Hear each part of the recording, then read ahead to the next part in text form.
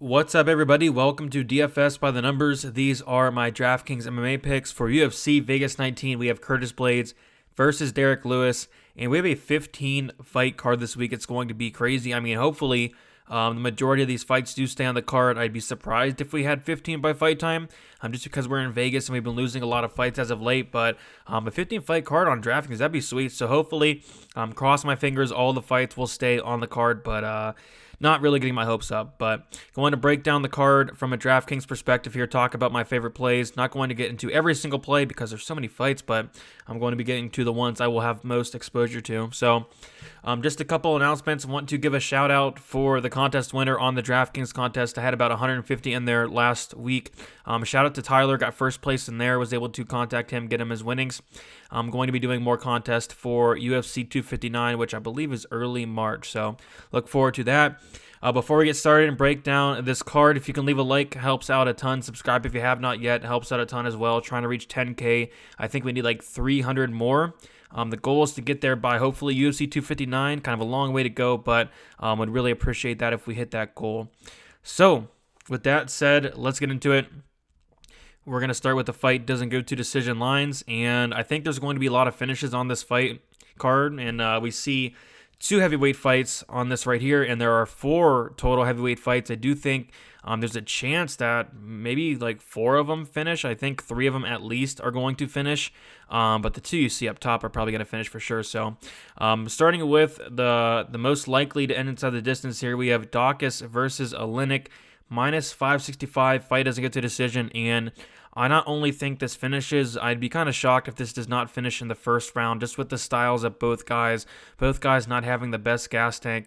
We've seen Daukaus when he gets into the second round, I mean, it really slows down. And of course, he has been losing some weight, really taking this, MMA stuff really serious. But every time I've seen him in the second round, he kind of drops off a cliff. His cardio is not really where it needs to be. And it's the same thing with Oleinik. We saw in Oleinik's last fight and the majority of his fights, if he's not getting that first round submission, he burns his arms out, he burns his legs out, and the dude gasses out after that first round more often than not. So this is a fight where I see one of 2 things happening, whether that is Daukaus going out there and getting a first round knockout, or Oleinik going out there and getting a first round submission. Regardless, I do see it scoring high, and I'm going to have a lot of this fight both ways. Just with these 4 fights on here on the fight doesn't go to decision, the most likely ends in the distance. These are going to be my 4 highest owned fights on DraftKings. I think all 4 of these have a really decent chance of ending inside the distance, so I'm going to be targeting these 4 quite a bit. So next we have Blaydes versus Lewis, minus 280. Fight doesn't go to decision. I do think Blaydes is going to finish this fight probably later in the fight, maybe like 3rd or 4th round. Going to have a massive wrestling advantage. We can talk about all the stats. I mean, Derek Lewis's takedown defense isn't really where it needs to be, going up against the best wrestler in the UFC heavyweight division. I like Blaydes here a lot. I'm going to have a ton of Blaydes. As far as Lewis, he's somebody that is always in the fight from start to when it finishes. He has a ton of power, one of the hardest hitters in the heavyweight division. So yeah, Lewis is live. It's just I don't think Blaydes is going to give Lewis as much opportunity. I mean, if Blaydes was smart, which he's a really smart fighter, he's going to go out there and take down Lewis right away, and I think that's what happens. So I'm going to have a ton of this fight, but it's going to have a ton of it from the from the Curtis Blaydes side. Next, we have Imavov versus Haas, minus 265. Fight doesn't get to decision. Yeah, this is a fight I definitely think has potential of finishing.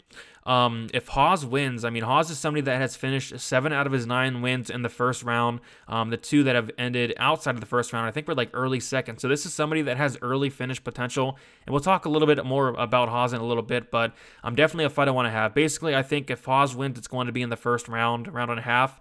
I think if Imavov wins, maybe it's a decision, or maybe he gets a late finish. We have seen Haas finish before. I don't think Haas has ever been to decision as well. So yeah, definitely a fight I really want to target from both sides.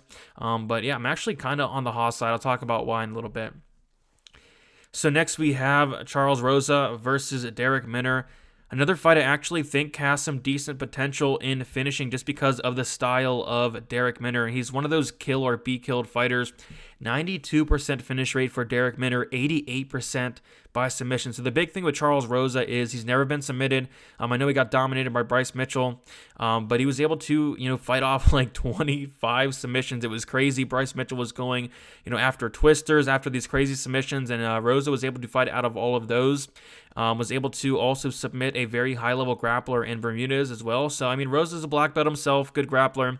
Darrick Minner, the thing about him is, in 11 losses, the dude's been submitted 8 times. It's either he goes out there and gets a submission in the first round, or if he does not get that first round submission, he tires out, he slows down a ton, and that's where I think Charles Rosa can take control in the second and third round, possibly get him out of there. So I like both sides here as well. I think if Minner wins, it's going to be in the first round. I think if Rosa wins, it can be a second or third round finish. So, like I said, these 4 fights as of a whole are probably going to be my 4 favorite fights to target on the card, and it just so happens that these 4 are more than likely going to end inside the distance according to the odds. All right, so getting into the core plays here, we have Curtis Blaydes, 9,400. This dude is insane. Averages about 7 takedowns per 50 minutes going against Derrick Lewis, who has like a 50% takedown defense, basically gives up the takedown. Derrick Lewis has really nothing to offer off of his back. He's not going to throw up strikes, not going to, throw up submissions, obviously. I think Razor Blaydes is going to have his way with Derrick Lewis here up until he finishes the fight. I see him, having the better cardio here. Blaydes has some really good cardio for the heavyweight division and just wearing out Derrick Lewis. Derrick Lewis, I'm sure, is going to be able to, get back to his feet a decent amount of times, but doing so, and the way he does so, he's going to expend a lot of energy. I do see Derrick Lewis tiring out, and I see him tiring out pretty soon with the wrestling heavy pace that Curtis Blaydes is going to put on Derrick Lewis here. So going to have Curtis Blaydes, and I'm not one to really lock in a play on DraftKings or nothing like that, but I'm going to have a lot of Curtis Blaydes. I'm thinking like 75, 80%, because I think if he wins, it's really hard to see him not end up on the optimal lineup. And like I've been saying the past couple of weeks, we've really been seeing with this new scoring system that it does favor the wrestlers, it does favor the grapplers, it does favor the finishers. And I think that Blaydes is going to put on one of those performances where he's going to get a lot of takedowns, he's going to get a lot of top control, and he's probably gets a finish as well. So Curtis Blaydes, easily my favorite play on the slate, and I'm going to have a massive amount, literally like in the 80%, 85%, something crazy like that. I know it's a 15 fight card, but the ceiling for Curtis Blaydes is just insane. The dude scored 174, something like that in his last fight. I think he can score maybe not 174, but definitely in the mid 100s maybe. Takedown after takedown, tons of top control, some significant strikes as well. So give me Curtis Blaydes at 9,400. Chris Daukaus, very interesting. So like I said, this fight is like minus 500 something to end inside the distance. I see it more than likely ending inside the first round as well. I personally bet the under 1.5 because I can see either guy winning in that first round. I think if Daukaus comes in here with the game plan he had in his last fight against Nascimento, go in there and try to take off, Oleinik's head in the first 60 seconds, I honestly think it could work. He's going to have a massive speed advantage. Oleinik, he has over 70 fights, but the striking has never been there, and I think Daukaus is going to be the much better striker here. The only concern is if Oleinik is able to close the distance, if Oleinik is able to pull guard. Even if Daukaus gets on top of him, and I know Daukaus is a black belt and everything, but the dude has 13 fights. He got submitted before in 2015, and of course he's made improvements since then, but Oleinik is somebody with like 75 fights. Oleinik is somebody that can submit you from pretty much anywhere. The dude's fantastic on the mat, so Daukaus definitely needs to keep this standing. I would not mess around on the ground with Oleinik. And I see an early knockout here from Daukaus, probably first round. He does have 2 first-round finishes so far in the UFC, of course, against lower competition, but Oleinik's like 43 years old, getting pretty close to turning 44 in a couple months as well. This could be, one of the last fights we see of Alexei Oleinik. The dude's been fighting forever, taken a ton of damage, been knocked out a ton, and I do think Daukaus knocks him out here. I love the price of Chris Daukaus at 8,600. Next, we have Phil Hawes, 8,200. And I'm not necessarily picking him to win here. I'm picking Imavov to win, but I think that Hawes is a better DraftKings play here, and I'll kind of explain why. So if Hawes wins, like I mentioned earlier, he's finished 7 out of his 9 fights in that first round. His other 2 wins have came early in the second round. So if he wins, it's more than likely going to be very early, and that's something you really want to target on DraftKings. And we didn't have the 60-second win bonus in his last fight against Jacob Malkoun, but if we had it, he would have got that 60-second win bonus, and that kind of is his fighting style. And going back and watching the tape on Imavov, really digging in a little bit more, Imavov is hittable. There's going to be some really sketchy spots for him, and I would not be shocked in the slightest if Phil Hawes went out there and got an early finish. So, that's what we want to target in DraftKings, guys that are going to go out there, fight for your money and try to get finishes in that first round. And I do think Hawes is one of those guys. I think he has wrestling upside early as well. Don't know if he'll go to it, but, he does have that in his back pocket. The only concern for me is that cardio. If he does not get the finish in the first round, we have seen him slow down outside of the first round. But if you're looking for a first round finishing fighter, upside, I think Hawes is definitely something to look at for 8,200. I will be playing both sides here, but I'll probably have more Hawes, especially at 8,200 here. And they were scheduled to fight like a month ago. Hawes did pull out to some unknown injury, but I want to say Hawes was like 8,800. And Imavov was 7,400, so the prices really came down a lot, and I kind of like that for Hawes here, so I will have a decent amount of Hawes. Next, we have Nate Landwehr, 8,100. Kind of a tricky fight here, but I do think it scores pretty well. Nate Landwehr is somebody so far in the UFC has landed about 7 significant strikes per minute, but he's getting hit a ton. He's getting hit about 7.22 significant strikes per minute, so he is absorbing more than he's giving out. Very hittable fighter. Same thing with Arosa. Arosa gets hit a little bit more than he's giving out as well. Both guys very high output. I think this is going to be an absolute war. All of Nate Landwehr's fights, a lot of them are very, very entertaining. We saw in the Elkins fight, he was screaming, in the octagon. It was fantastic. It was fun. And he gets into these wars, and, same thing with Julian Arosa. Arosa gets into these wars as well, but he doesn't really have the chin to do so. And I know that Landwehr did get knocked out by Herbert Burns, but that was his first time getting knocked out, kind of a knee that caught him there. Other than that, he's been pretty durable in his 17-fight career. Arosa, can't say the same. The dude's been hurt a ton. He almost got finished in his last fight against Sean Woodson, was able to get the late submission there, but he has been knocked out 4 times in 14 losses. He's been finished 8 times out of 14 losses as well, so in a fight that I feel like is going to be a war, I'm going to side with the more durable guy. I think there's going to be a lot of output either way, and I feel like the winner is going to score very well here. So, more so on Landwehr's side, I will say that Erosa probably is the better fighter, but I just don't know if he has the type of chin to compete in a fight that I feel like is going to be an absolute war in a small cage like this. So give me Nate Landwehr at 9,100. I think he has some decent finishing upside and a ton of volume upside as well. Getting into our GPP plays here, our tournament plays, Tom Aspinall, 9,200. Obviously has a 100% finish rate. Very talented, up-and-coming prospect going against Andrei Arlovsky, who has been looking decent as of late. Arlovsky is 42 years old. I think he's about to turn like 43 in a couple months as well, so definitely getting up there. Has taken a lot of damage throughout his career. Arlovsky has been knocked out 11 times in, 19 fights, so he's been knocked out a ton.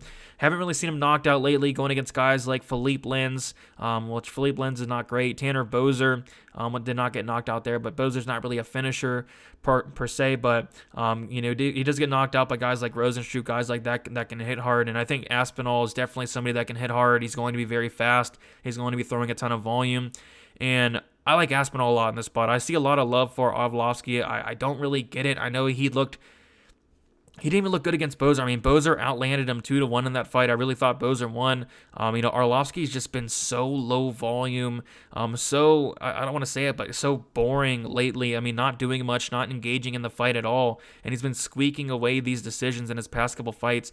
I don't think that Tom Aspinall is going to come in there with the same game plan of a Boser, of a Philippe Lins, and just, let Arlovsky dictate a boring fight. So I do think Aspinall is going to come in here trying to get the knockout. He has a BJJ black belt as well. I don't know if we'll see the grappling, but he does have that in his back pocket, and I do think that Aspinall knocks him out probably early.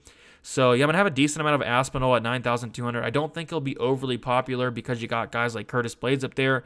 And I actually think there's going to be some decent love for Arlovsky out there. But, taking a look at Arlovsky and what he's done as of late, he had like 44 points in his win against Tanner Boser. That's embarrassing. He had like 50 points in his win against Philippe Lins. So, yes, he's squeaking by these wins. And, like I said, I thought Boser won the last fight. But he's not really scoring much on DraftKings as well. And another thing I really like, this is the heavyweight division. Arlovsky has not had a knockout win in his last 17 fights. So I don't think Aspinall really has to worry about the power of Arlovsky because he just hasn't been knocking anybody out, in years. So I do like Aspinall here quite a bit. The younger guy by a good 15 years, something like that. But I'm going to have a decent amount of Aspinall. Danny Chavez, 8,400. Yeah, I think if he wins, it's probably by knockout. I mean, he's not much of a finisher, but he did show some power in the TJ Brown fight. And what I don't like is there's not much tape on this guy, but from what I've seen, he looks pretty decent. 27% finish rate, though, only 27% by knockout. I want to say he's like 2 knockout wins. Jared Gordon has been knocked out in all 4 of his losses. So something to think about there.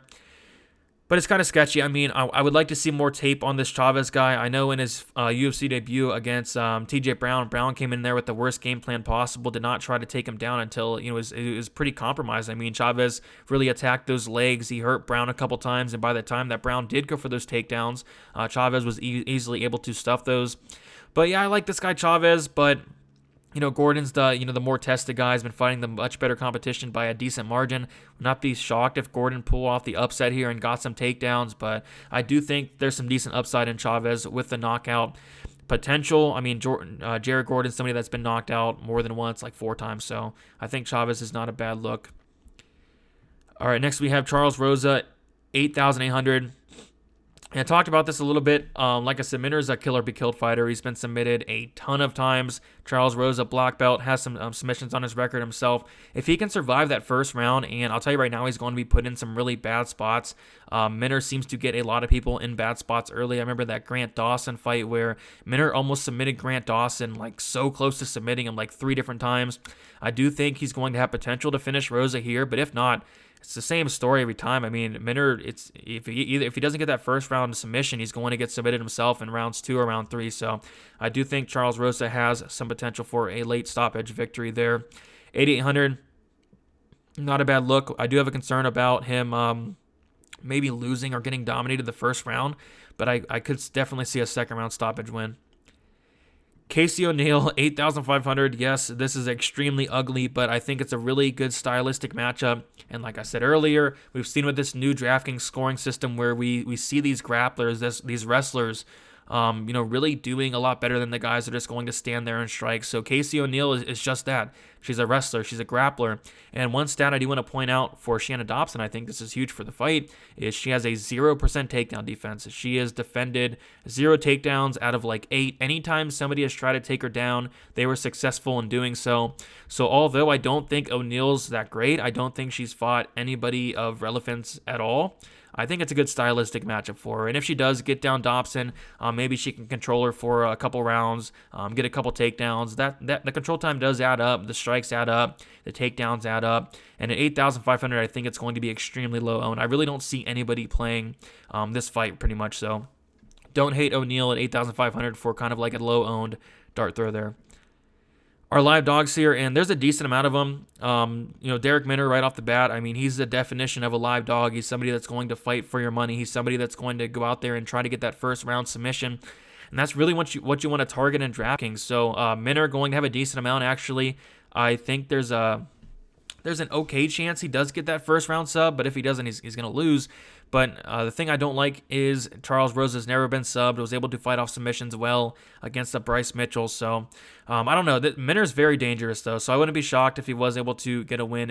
I wish he had a little bit better cardio. If he had better cardio, if he was able to keep the pace that he puts in the first round going into the later rounds, I'd probably be picking him here. I'd probably be betting him here. He probably wouldn't be sitting at 7,400 here, but it's just the same thing every time with this guy. It's either he gets the first round finish or he gets finished. So I'm more so leaning towards Rosa getting the finish, but if you're looking for a live dog, if you're looking for a hungry dog that is going to go out there trying to get a first round win, Derek Minner is somebody you can definitely look at. Eddie Wineland, 7,900. Yeah, kind of a weird play here. But just digging more into this fight, I went back and watched the Eddie Wineland fight versus Popov. I mean, Wineland really impressed me in that fight, actually. It looked a lot better than I remember. And the thing about Wineland is when he's winning, he's finishing fights. Since 2012, he has not had a decision win. All his wins have come by knockout. So when he's winning, he's getting finishes. We have seen Castaneda finish before. I guess there are some concerns about Wineland and his chin. I know he got knocked out by O'Malley, but I might be, overrating his chin a little bit. I think he might have a little bit better chin than I'm expecting. I know he's been hurt a lot. He's been knocked out 4 times, but prior to getting knocked out by Sean O'Malley, he hadn't been finished since like 2014. So, Yeah, I kind of like Wineland here. I'm not all that impressed with Castaneda. What I noticed is Castaneda goes for a lot of takedowns in his fight. The one thing that Eddie Wineland does very well is has an 86% takedown defense. So I actually don't hate Wineland here. I think he's going to be the more experienced guy. I think he's the more skilled fighter, even at this point of his career as well. So I'll be taking some shots on Eddie Wineland at 7,900. As for Castaneda, 8,300. I mean, maybe Wineland's chin is shot. Maybe Wineland is on his way out, but I don't, Castaneda doesn't, come by as, some murderous power puncher. So I don't know if he's going to be able to knock out Wineland. I think if there's a finish, it probably is on the Wineland side. And at 7,900, I'm willing to take some shots there. Nasruddin Imavov, 8,000. Talked about it a little bit. I mean, if Hawes does not get the first round win, I do think Imavov takes over. So, I think you're going to want the winner of this fight. I think the winner of this fight is going to score very well. I think it's going to be an action-packed fight, especially with that small cage. I don't see this one being boring. So, I'll definitely have some Imavov, more so on the Hawes side just because of that first round upside. But, Imavov is definitely live for a second or third round finish. Alexei Oleinik, 7,600. Kind of the same thing. I mean, if he wins, it's going to be in the first round. Daukaus, he has been submitted before. Of course, that was years ago in like 2015 by an Americana. He's made improvements since then. But if Oleinik gets you on the ground, he can submit pretty much anybody. I mean, the dude, I've seen people get into mount and him get in submissions with guys on top of him and mount. I've seen him get, crazy submissions. He almost submitted Derek Lewis in his last fight. Tons of submissions on his record. So if he is able to get this down to the mat and somehow maybe pulling guard or maybe even dragging Daukaus to the ground, I do think he's live for a finish. 92% finish rate for Oleinik, 90% finish rate for Daukaus.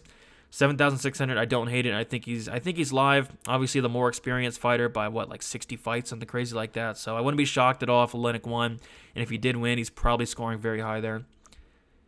All right, pump plays. Patrick Sabatini, 7,300. I really like Pat Sabatini here, especially at that price of 7,300.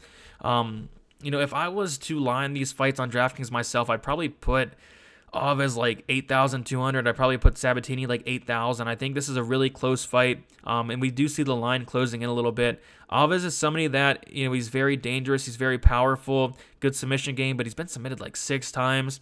And Sabatini, he's a grinder. He'll push you against the cage. He'll take you down. If he does get you down, he has a very, very good ground game. I do think Sabatini has the better ground game in this fight. But Alves is, probably the better striker. It's just he doesn't throw as much output as I really like. Of course, he's the more powerful striker by a decent margin. But it all comes down to, is Sabatini going to be able to take Alves down? I've seen Alves taken down. I've seen him held against the cage. If Sabatini is able to work in that game plan, maybe he can win a decision or find a submission as well. I do think Sabatini is going to be the more active fighter in this fight. But, you can't deny Alves is dangerous. He's big. I think he's going to be the stronger fighter here. But I'm just not all that impressed with Alves. Just taking a look at it here, he's been submitted 6 times. He's been knocked out 3 times. He has never lost by decision. So if Sabatini wins, I think there's a good chance he could get a finish, probably by submission. 85% finish rate by Sabatini. He needs takedowns here. He needs to hold Alves against the cage, get him tired. We do see Alves slow down after that first round. He doesn't gas out or anything like that, but he does slow down a decent amount. And I think if Sabatini can put a good pace on him, I do think he can drag him into deeper waters and probably finish him late or win a decision there. As far as Alves, 8,900, I really don't like the price, but it's hard to deny how dangerous this guy is. 74% finish rate, 37% by knockout, 37% by submission. I don't know if he submits Sabatini. I'd be pretty shocked. I think if there's a submission on either side, it's probably Sabatini getting that sub. But yeah, 7,300 for Sabatini is really not a good look. I'll have a decent amount there. And then Jared Vanderaa, 7,100, kind of an ugly play here, first fight of the night. I don't think anybody's really going to play this fight, though. And you're getting a heavyweight, 7,100, a $2,000 savings off of Spivak. I actually don't hate it. I mean, 91% finish rate for Vanderaa, 90% finish rate by Spivak, combined out of, if I can do math, 28 fights. Both these guys have only won 2 decisions. So, both these guys are finishers. A lot of people are really, sleeping on these guys possibly finishing the fight. I'm one of those guys, but we got to remember these guys are heavyweights. These guys are finishers. So I wouldn't be shocked if there was a finish in this fight, and I wouldn't be shocked if it came from Vanderaa here. If Vanderaa gets on top of Spivak, Vanderaa has extremely good ground and pound, and he probably finishes the fight, honestly. I mean, his ground and pound's legit, so I don't know if he gets it down there. On the feet, it's Spivak all day, but if Vanderaa can get the fight down to the mat, I do think he'll have a lot of success. So for that reason, 7,100, I don't think it's a bad pump play whatsoever. All right, and then fades. Caitlin Vieira, 9,300. No way will I ever play her at this price. Really, to hit value here, she's going to need probably a first-round submission. Is it possible? Maybe, but I'd rather get Curtis Blades. I'd rather get Tom Aspinall. I just don't see myself getting there. And then Jakar Close in what should be a close fight. Someone that's not really a finisher whatsoever. Going against Luis Pena, who is a durable guy, never been knocked out. Close only a 36% finish rate, 36 coming by knockout. So I see Close winning a decision here. Don't see him doing much. Kind of a low volume guy. Pena low volume himself. So I don't really see much reason to get there personally. All right, so just want to remind you guys, it's always a great time to sign up on the Patreon and receive full access to my model. Have all the stats there for all the fighters, really good stuff there. The premium projections, the GPP lineup percentages for the 150 max, all that stuff. My DraftKings article, which comes out on Fridays, the Patreon only fight day live stream, which is new, something that I've added this year, which is going to be on Saturdays. And then, of course, access to Discord. Have a great community in there. Always a joy to talk fights with the guys on Saturdays. So if you want, check out this description below for the Patreon link. Make it very cheap, like $10 a month for the premium, $5 a month for the regular. So some of the cheapest prices out there. I want to make sure that it's accessible and you're not really spending a ton of money to get content there. So that's about it. Thank you guys so much for sticking with me. We have a 15 fight card. Really hoping that all these fights stay on the card, but we're in Vegas, so not getting my hopes up. But if so, it should be a fun night. If you have any questions, you know where to reach me. DFS_numbers on Twitter. Instagram is DFS by the numbers. I'm pretty good at getting back to people, so if you have any questions, you can hit me up. And then make sure you guys tune into the live stream Friday, 7 o'clock p.m. Eastern Time, where I'll be talking about the weigh-ins, DraftKings betting, final thoughts, all the good stuff. All right, that's about it, guys, and good luck. Let's have a good night for UFC Vegas 19.